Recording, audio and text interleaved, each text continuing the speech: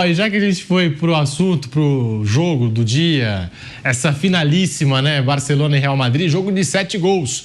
E deu Barcelona, hein? Passou o carro pra cima do Real Madrid, que saiu na frente. Saiu na frente o Real Madrid com um belo gol de Mbappé, num contra-ataque, porque o Barcelona tem a chance de fazer o primeiro gol, não faz. No contra-ataque, aquela velocidade. Vini Júnior retoma a posse de bola, entrega no Mbappé, ele vai lá e decide.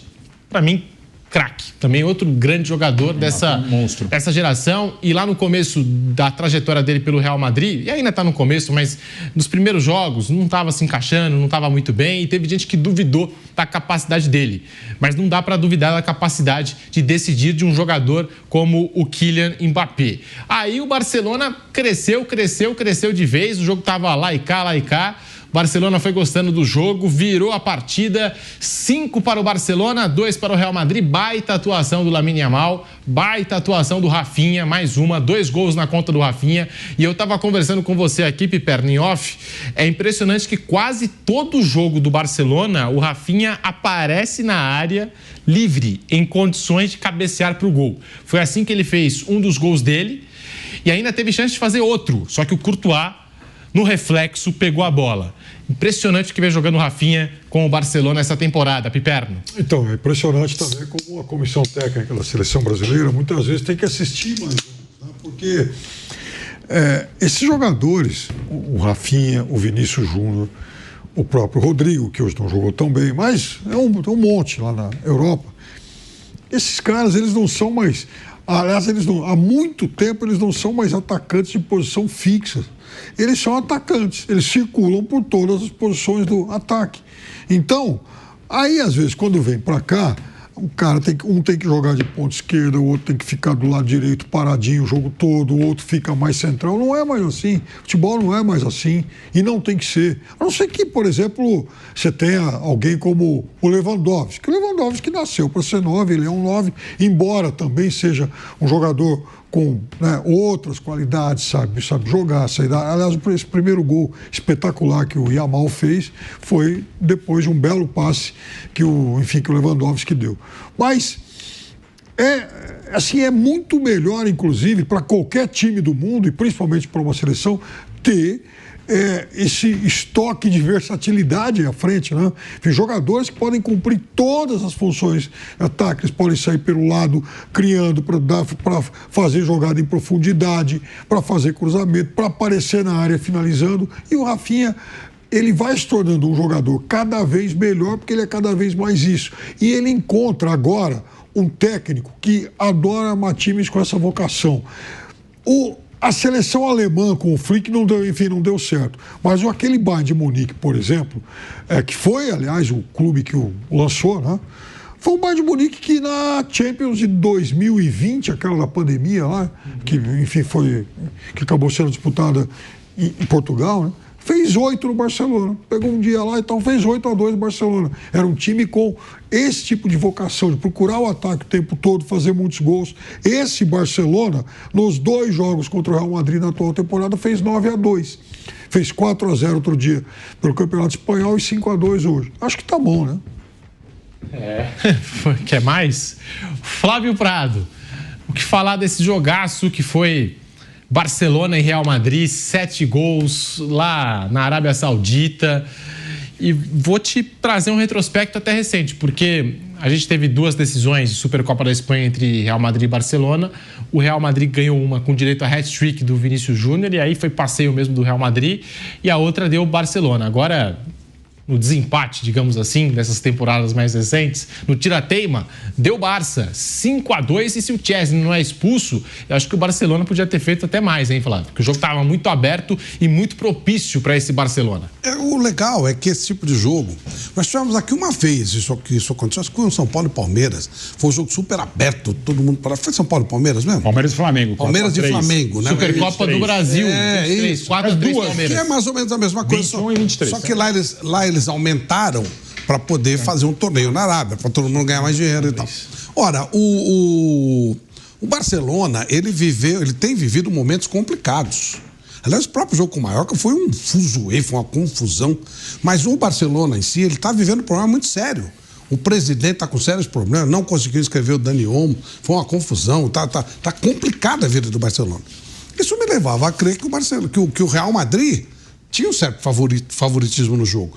O Real, eu estou falando pelo prognóstico recente, tá? Nos últimos dias. O Real tá mais ou menos tranquilo, sossegado. E eu vi o Mauro, o Pedro falando, o Mbappé, né? Uma entrevista do Ancelotti, quando perguntaram do Mbappé, ele falou, gente, o Mbappé vai jogar muito, não tem... É claro que ele vai jogar muito, não tem erro, né? Ele foi bem pra cá e falou, não se preocupe com o Mbappé, ele vai jogar muito. Então o Real, tranquilo, tá sossegadinho. E o Barcelona teve uma semana terrível. Estão pedindo até impeachment estão falando na hipótese de pedir impeachment do Laporta e tal. Os caras vão lá e metem um chocolate no Barcelona, no Real Madrid, com uma facilidade espantosa. Realmente o futebol tem umas coisas curiosas. Tem jogos onde você se supera, você supera até a dificuldade. Os dois times são muito parelhos, eu acho até que o Real é um pouquinho melhor. Mas pelo momento eu vi o Real falar, o Real vai, né, deitar. O Barcelona sofreu mais na semifinal. No entanto, foi muito fácil o jogo, muito tranquilo. E o sucesso, porque deu o que eles queriam que desse, né? Tinha que dar Real e Barcelona e deu o que tinha que desse. Já pensou? Os caras metem a baita grana e vira maior que Real Madrid, afinal. Os caras querem morrer, né? Sabe que o time torneio, que nem os campeonatos regionais aí. Se Minas não der Cruzeiro e Atlético, ferrou tudo. Se aqui em São Paulo não der um clássico que não tem dado, é um pepino. No Rio tem que dar Flamengo e alguém, né? Ou um Fla-Flu, um Flamengo e Botafogo, Flamengo, assim, não tem problema. Então, lá eles fazem isso aí para ver o Real Madrid e Barcelona. Só que como eles querem engrossar mais, querem, né, dar mais dinheiro, dar uma justificativa maior, que os caras ficam bravos pra caramba de ir pra lá e tal, pra fazer um jogo só. Mas deu tudo certo, inclusive um jogo, como vocês citou, um jogo bem legal lá e cá. Foi bem bacana, foi muito legal mesmo. Um espetáculo bonito. Ninguém ficou com medo de atacar, enfim, ninguém ficou igualzinho o jogo que acompanhamos aqui na Jovem Pan. Com certeza, mesmo nível. Ô Mauro, você já falou do Lamine Yamal. Monstro. É o mais próximo que temos hoje, do que temos hoje no futebol, quando a gente fala em Lionel Messi? Deixando de comparar, mas se encantando com ele, é um negócio impressionante. Lembrando que tem apenas 17 anos, né? Isso lembra também o que aconteceu na Espanha, no Ramon de Carranza, em 74, pouco antes. Você não é de uma hora para outra que você convida as equipes, mas na época não tinha erro, né? Você convidou o Barcelona, que tinha Cruyff, Neskins e Rinos Michels, menos de um mês depois deles brilharem com a laranja mecânica na Copa de 74, ainda que vice-campeãs. E era o último torneio internacional que o Pelé ia disputar, porque em outubro de 74 o Pelé ia se aposentar do Santos, né? Então se esperava a grande decisão, simplesmente Cruyff de um lado, o Pelé do outro.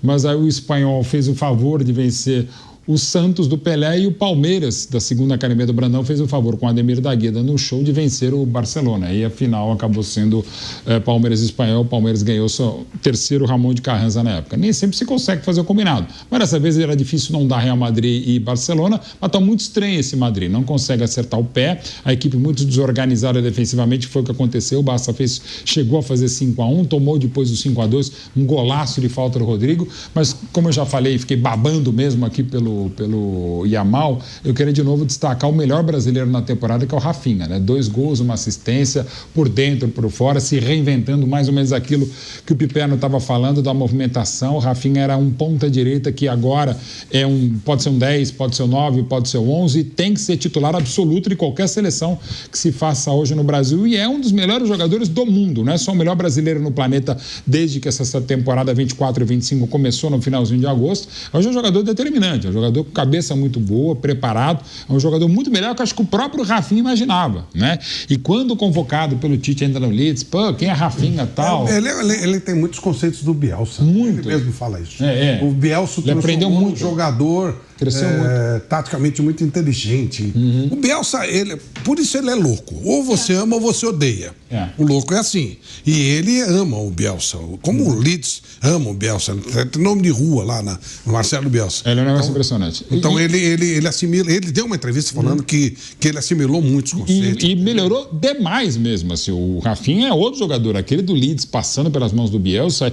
E mesmo ele estava descartado, um dos pontos não foram poucos ruins do Xavi Hernandes como treinador do Barcelona, foi não potencializar o Rafinha como ele está agora com o Flick e está jogando muito. É o melhor brasileiro hoje no mundo, é o Rafinha, né? E até num confronto mais ou menos direto com o Vini, hoje de novo, 5-2 não por acaso. Só não está melhor o Barcelona e já esteve porque o Atlético de Madrid vive simplesmente, como eles falam na Espanha, a melhor racha de sua história, a melhor sequência são 14 vitórias seguidas do Atlético de Madrid. Então o time do Simeone, cada vez menos Simeone no aspecto positivo, ou seja, um pouquinho mais ofensivo, faz um campeonato espanhol, a Liga Espanhola muito legal, a Superliga é um outro torneio, uma outra coisa, e cada vez mais negócio, mas não tem problema algum quando você ganha o dinheiro que se ganha e se ganha muito, e se pode investir, claro, e se manter, ainda mais por aquilo que também falou o Flávio Prado, os problemas institucionais há mais de 4 anos do Barcelona.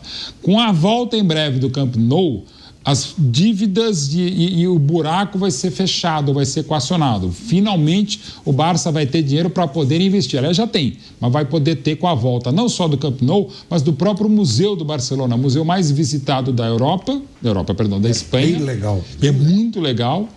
E tem toda a história. E é o estádio, o Camp Nou, normalmente, agora com a volta dele, que tem mais nacionalidades também. Isso principalmente na época do Messi. Agora um pouco diferente, acho que com o novíssimo Santiago Bernabéu, a coisa dá uma equilibrada.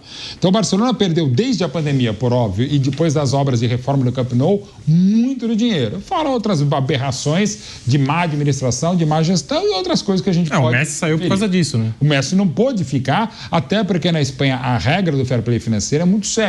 E pela primeira vez nesses 4 para 5 anos, o Barcelona vai poder contratar, não vai ter que fazer o que essa confusão que está fazendo para conseguir inscrever, sobretudo o Dani Olmo, essa confusão toda, que é um caso que foi chutado para frente, mas ainda não foi julgado. Quando vier a ser julgado, ainda não se sabe quando, de repente, de uma hora para outra, o Barça pode perder um jogador muito importante, uma ótima contratação, que foi a volta do Dani Olmo à Espanha. O jogador tá parado, né? E agora está em campo, está jogando, quer dizer, está disponível. Mas até quando? Até o julgamento no mérito. Quer dizer, são vários os problemas muito complexos do Barcelona, mas que começam a ser resolvidos e, claro, um 5-2. Mais até do que, claro, o título é muito legal, Supercopa, Super Real Madrid, ok. Mas mais ainda pelo placar, que foi exatamente para aquilo que foi conversado. Na temporada passada havia sido 4-1 para a equipe merengue e agora devolvido com juros e correção futebolística, um 5-2 num show do Rafinha, mas sobretudo do Lamine Yamal. Ô Piperno, o Lamine Yamal, aos 17 anos, é o líder em grandes chances criadas e dribles certos nas top 5 ligas europeias desde a Eurocopa. 33 jogos, isso por clube e seleção. 33 jogos, 9 gols, 16 assistências, 25 participações em gols. Ele precisa, em média, de 102 minutos para participar de um gol, 28 grandes chances criadas, 62 passes decisivos dentro do campo e 97 dribles certos. Alguns dos números de Lamine Yamal, tá aí na tela para você que nos acompanha na TV Jovem Pan News. Muito decisivo o Yamal, e fica também essa pergunta, será que no futebol atual é o que mais se aproxima do estilo de jogo de Lionel Messi? Quando a gente fala de estilo, possivelmente, mas ele, certamente nesse século aqui, ele é o mais precoce de todos. A gente está falando de um menino de 17 anos, que já foi uma figura decisiva, o cara que foi talvez o grande pivô da brilhante vitória da Espanha na última Euro, né? Jogando muito na final. E veja, repito, a gente está falando de um menino de 17 anos. Um garoto que ele desequilibra jogos contra o Real Madrid. O Mbappé não tinha a idade dele quando...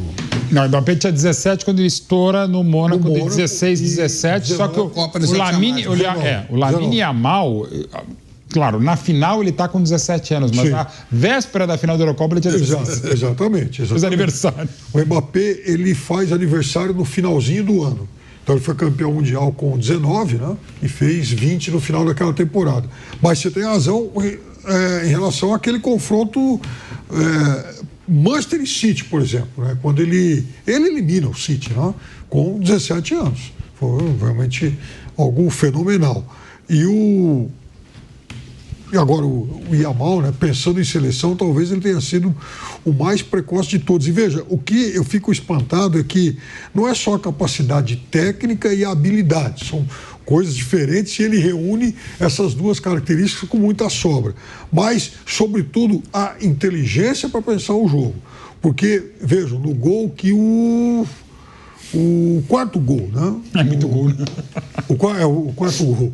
O quarto gol, ele puxa aquele contra-ataque e quando ele faz o passe para o Rafinha, ele retarda um pouquinho o passe até para dar um tempo para o Rafinha, enfim, se adiantar, poder receber a bola mais à frente. É um detalhe muito sutil do lance, mas que acabou fazendo toda a diferença, né? Então, eu vejo nele, apesar da pouca idade, um jogador de muita maturidade e muita inteligência tática, né? Ele está sempre bem colocado, ele consegue dar a dinâmica, dar o ritmo necessário. Ele, se tiver que driblar, ele dribla, mas ele não dribla excessivamente e de forma, por exemplo, inútil. Ele não fica driblando, enfim, para o lado. Ele é um jogador vertical. Então, eu fico espantado porque eu acho que é um jogador incrivelmente completo para essa idade dele. Bora. E o detalhe trazido pelo nosso Kaique Lima, que está na coordenação aqui do Canelada, é que o Lamine Yamal, hoje com 17 anos, ele vai chegar na Copa do Mundo de 2026 com 18 anos de idade. 18 anos. E se a Espanha chegar na decisão, na grande final, aí sim, porque ele faz aniversário dia 13, não é, Kaique? Dia 13 de julho. E a final é dia 19. Então ele vai começar a Copa do Mundo ainda com 18 anos. E durante a competição, se chegar na final da Copa do Mundo, aí já vai ter completado 19.